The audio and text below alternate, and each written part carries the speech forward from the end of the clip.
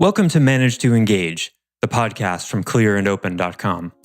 Dedicated to the evolution of you, because businesses grow when people do. Serving leaders, managers, and people who will be, helping you reach excellence in your work and achieve your personal goals at the same time. Sign up for the free course at clearandopen.com. You have a meta understanding of, well, I know right now, like my butterfly is so inefficient, I can barely make a length. But I also know that some people race butterfly for 500 meters. So it must be possible to do it in an effortless way. It's the same with working with your shadow. Hi, it's Joseph, and thanks for tuning in to Manage to Engage, the podcast from clearandopen.com. This episode is part 3 in the Being Bigger Than Your Shadow series. We don't like struggling and being frustrated, so why is there so much of it? What if your shadow is not only okay with that struggle and frustration, but actually seeks to maintain it? Why would that be, and what can you do about it? Not only your problems, but the quality of your entire life may hang in the balance. Keep listening to find out more. This episode is from a recent weekly member webcast. For more information about the many benefits of Clear and Open membership and how to get the help you need in conversations like this, please go to clearandopen.com. Now let's dive in.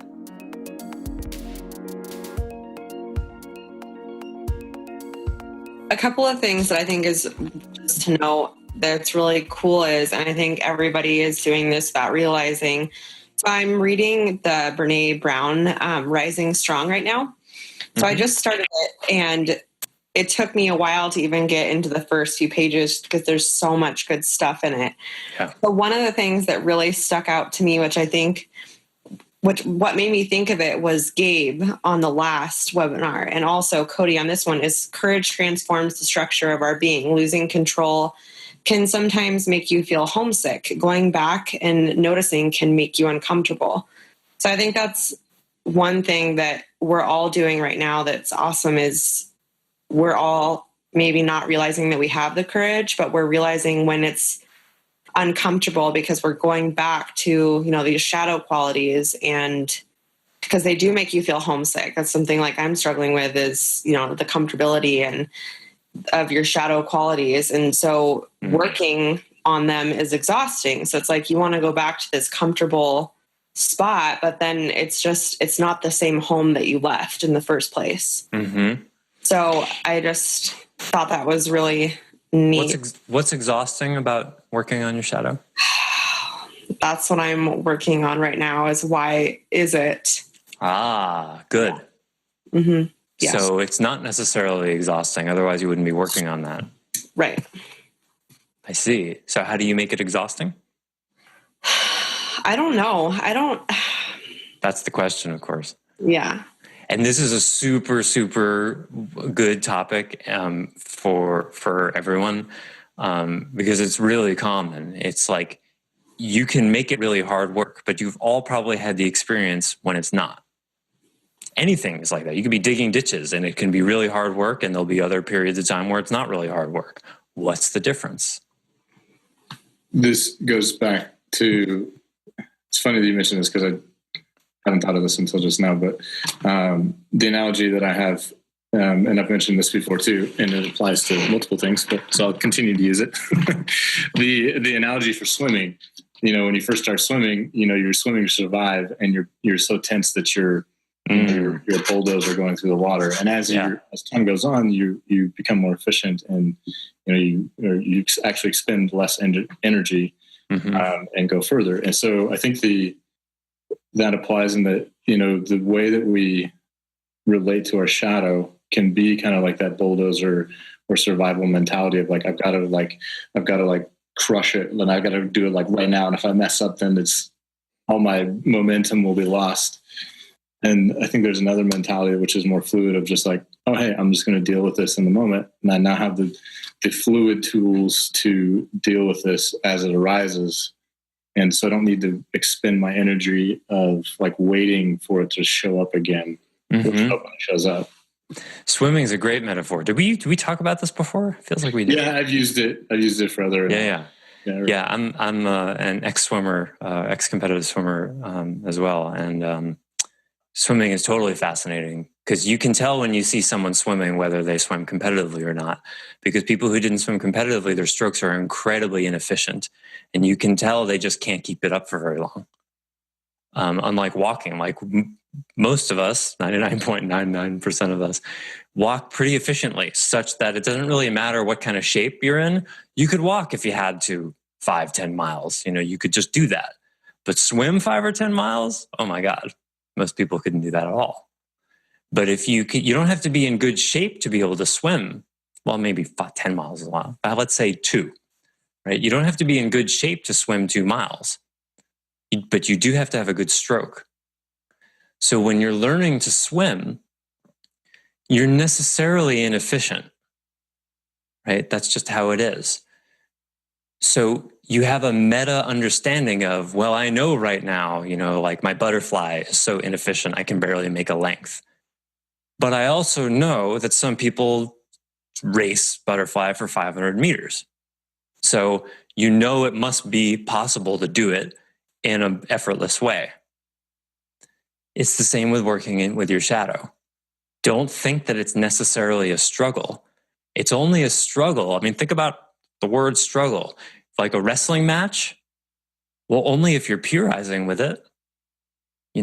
It's only wrestling. It's like wrestling with your teenager. Huh? You own them. What's the wrestling? If you've dropped your authority as a parent and you're like, oh my God, raising a teenager is so exhausting. I'm having to battle with them all the time about yada, yada, yada. Well, stop battling. That battle's over as soon as you want it to be. Easy to say, right? Easy to say, just like with your shadow. But look for where you could be more efficient, because your shadow would love to struggle with you and have it be inefficient. It's like the difference between swimming and shadow work is like there's not some entity related to your stroke that wants it to be inefficient. But your shadow is totally fine with the process being inefficient. It's totally fine with it. So just know that it can be easy, because your shadow's like, oh no, this can't be easy. This is really hard stuff. You got to struggle, and you're going to slide back into old behaviors. Okay. Sometimes, but sometimes not, right? So what's the difference? How many of you have ever tried swimming butterfly? You know what the trick is to butterfly? It's just one thing because I used to teach swimming. There's just one thing that makes it so easy. That is the one mistake that most people don't get, is when you breathe, people have this idea of your arms are supposed to be up and your head is up at the same time, and then you dive it all back down. No. You breathe here, and then by the time your arms start to come around, your head's already down. That's how you do butterfly. Just watch someone swimming who knows how to do it. They don't try to have their arms up and their head up at the same time. You try to that's like trying to fold yourself in half. It's crazy. And that's just it's simple efficiency. You breathe when you push yourself forward, and then you breathe, and then you dive down and the arms come over. If you do that, it's almost as easy as freestyle once you get the hang of it. These kinds of inefficiencies, people will sometimes go their whole lives with an inefficiency like that. The way they tie their shoes, or the way they get dressed, or the way they lift weights. Remember the story I told about my mother and the bone spurs on her big toes? She was grabbing the ground with her big toe. Not an efficient way to walk. So Hannah, did you have a question in that, and did it get answered? So that wasn't my question, and I guess glad I asked them. Okay, so one of the things that really struck me in the first piece of this Brene Brown book, which is somewhat confusing to me, one of her sentences said, badasses commonalities are feeling machines who think and engage with their own emotions. And I think the last piece of that was like, don't let all the feedback in. So I don't even know, honestly, what my question is. It's just, why did that? Why is what? So it's like when you're getting feedback from all areas of your life, it's like, how do you be a badass and feel all of it and let it in, but yet don't take all of it to heart? So I guess what I'm asking. By discerning which of it is true. Yeah. And which isn't. Okay. Am I close? Yeah. Do you have an example? I don't know. Do you feel like that person who's getting feedback in all areas of their life and is having a hard time setting healthy boundaries so it doesn't overwhelm you or something? I don't think so. Maybe I should dig into that a little bit more. I just don't know why that resonated with me when I was reading that. So there was something about it that like you were like, huh, how is that possible? Or I don't get it. Like, what was the reaction? Yeah, it was just like the badasses commonalities are feeling machines who think and engage with their emotions. Oh, I think I get it. So what don't you let yourself feel? I think one of my qualities is not giving myself any empathy or grace myself. So I think that might be one of the things that resonated with me about that. And that was just last night, so I haven't really had time to digest it, but it was just... Yeah, I don't know the context of that brown piece. It's not ringing a bell, even though I know a lot of her work really well.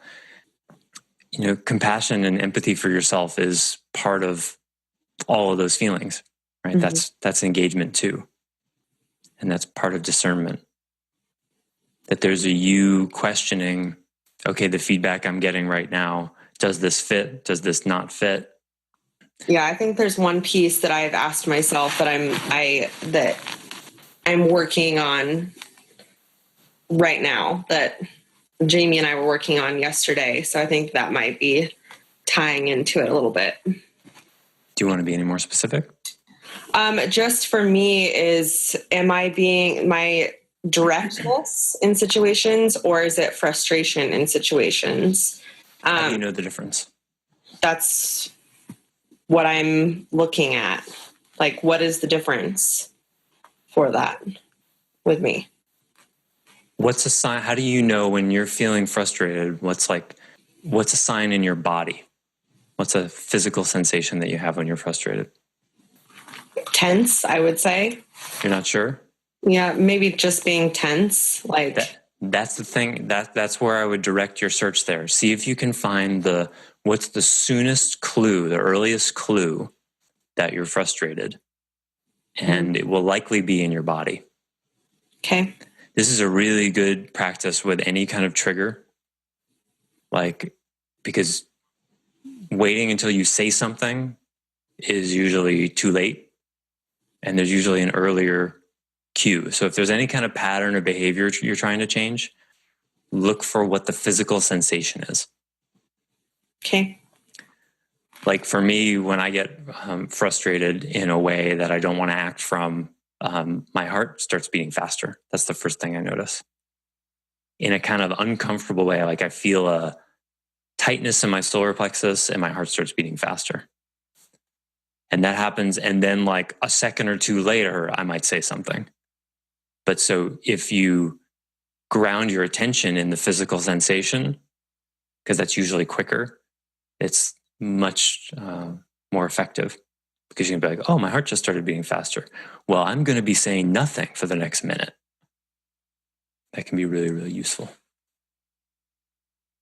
So, Hannah, it sounded like you were kind of going after two things there. There was like a feedback component, and then there was a feeling component. Were there like multiple different questions there, or did I just miss how those were tied together? Yeah, I don't even know, honestly, how they are tied together. I just wrote a bunch of stuff down that I'm trying to look at and go through just in my development that I'm doing internally. So yeah, I don't know if there was, maybe there was, but I just had that one question, so. Your struggle feels valiant. Thanks for listening to Manage to Engage, the Clear and Open podcast. Join us next week when you'll be a little bit closer to who you're destined to be. Until then, know that Clear and Open is dedicated to the evolution of you because businesses grow when people do. Be sure to visit clearandopen.com for the latest tools, articles, and free resources to help you on your journey. Thanks for listening, and bye for now.